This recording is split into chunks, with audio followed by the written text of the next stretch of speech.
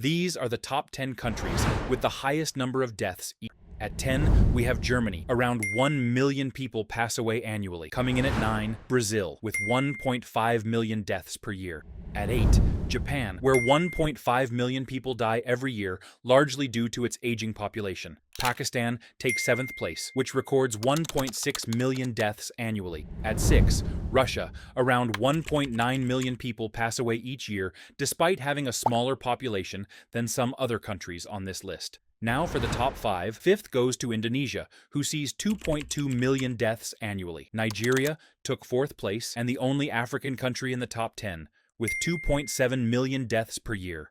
And the top 3 are the world's largest nations. 3 is the United States, where 3 million people pass away every year. Number 2 is India, with 9.7 million deaths annually. And at 1, it is China, which records the highest number, 11.7 million deaths per year. What if the Axis powers had won the World War II? Then Cold War wouldn't have been between the US and the Soviet Union, as this country, stripped of power, and reverted to its 1200s borders, because Germany may control Moscow. Instead, the rivalry shifts to the US and Nazi Germany. Most of Europe falls under Nazi ideological rule. Germany's V-2 rocket program rivals America's technological advancements today. NATO never got a chance to form. The UK might become a US puppet, and much of Europe turns into Hitler's satellite states. Italy expands Mussolini's empire on North Africa. Japan dominates the East by cleaning out today's modern China. The AI and space race contest won't be between the US and China.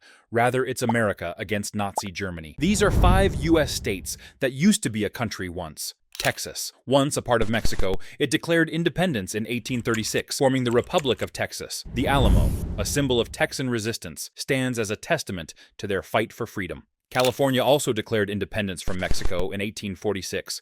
It was the Bear Flag Republic, but it was short-lived, joining the U.S. later that year. Vermont Republic declared independence in 1777. 14 years later, it joined USA.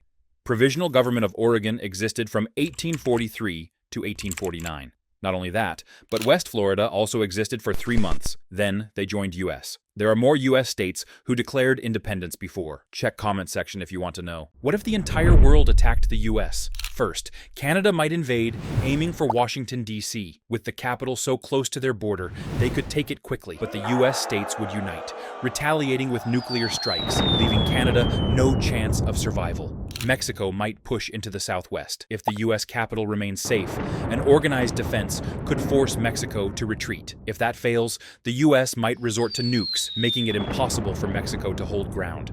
Lastly, Russia might seize Alaska for its resources, then either invade Canada to reach the mainland or send their navy to hit Washington. This would spark a direct confrontation. With both sides heavily armed and nuclear ready, it would escalate into World War III. So, could such a scenario even happen, or is it pure fiction?